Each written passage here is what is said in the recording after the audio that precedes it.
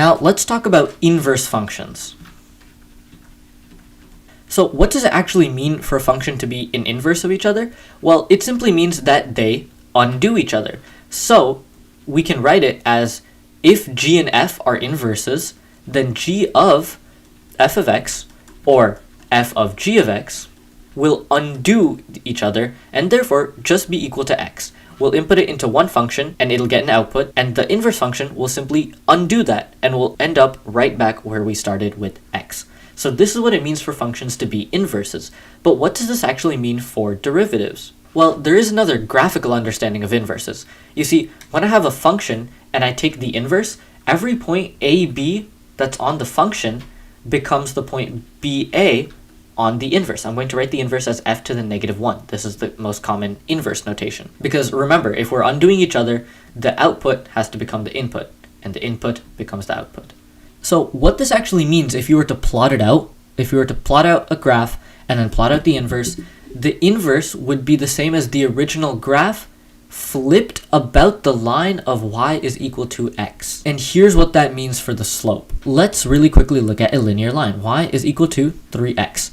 If I wanted to find the inverse of this function, I'd simply say y over 3 is equal to x, and then I'd rename this as my input and this as my output. As you can see, the slope is the opposite. What used to be a slope of 3 on the function has now become a slope of 1/3 on the inverse. And that is true. At a point a comma b, if the derivative of the function, so I'm going to write it in red for the function, if the derivative is some number c, on the corresponding point b comma a, which must exist on the inverse as discussed here, its derivative is going to be 1 over c because we flipped it around this line. Let's go over what this actually means with a few examples. What we actually have here is a table problem now where it says that f and g are inverse functions of each other, meaning once again they undo each other. And they're asking us to find the derivative of f at point 0. Now we're not given f prime, but we're given g, which is simply f inverse, and we're given g prime. So firstly, there's going to be a point 0 comma something on f. And clearly there is. There is 0 comma -2 on f. This implies that on g, there's going to be a corresponding point -2 comma 0. And this is correct because on g, we do have the point -2 comma 0. Now, what do we know about the derivatives? We know that the derivative of this point is going to be 1 over the derivative of this point. Because remember, when we have that graph, we're flipping everything around the curve, which means our slope is going to become the reciprocal slope. Because we're not given directly f prime, we can look at g prime, and we can say that this is going to be equal to 1 over g prime of -2. Here's g prime, here's -2. G prime of -2 is -1, so it's going to be 1 over -1, which is simply -1. And therefore, f prime of 0 is equal to -1. That is our answer. Very quickly, let's write this out in an explicit rule. If we have a function f of x, the derivative, so f -1 of x prime, the derivative of f inverse of x is equal to 1 over, remember, it's equal to 1 over the derivative of the corresponding point. If on f inverse we have the point x comma f inverse of x, on the function we therefore have to have the point f inverse of x comma x. And this is the corresponding point that we want to use. So it's 1 over the derivative of f inverse of x. And this is the rule that we use when you're finding the derivative of inverse functions. And this is helpful for trig functions. So let's find the derivative of inverse trig functions. So let's start with the function sine, because we want to find the derivative of inverse sine.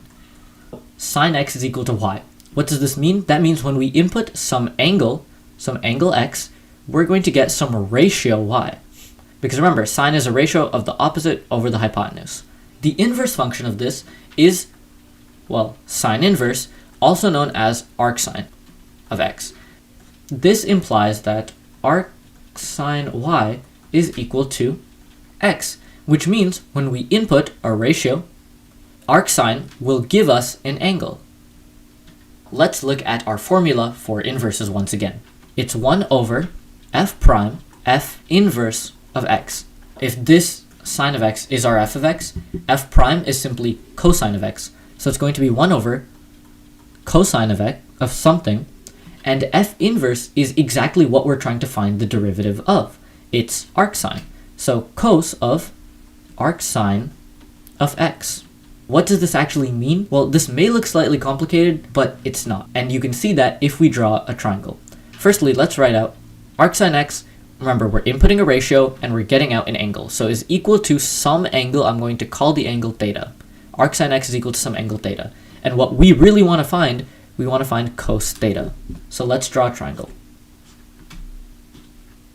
I've drawn a right triangle with angle theta over here. And now we have to say that sine theta is equal to x, because this implies that this implies sine theta is equal to x. So therefore, the opposite over hypotenuse is going to be x over 1. Because of the Pythagorean theorem, we know that this has to be 1 minus x squared.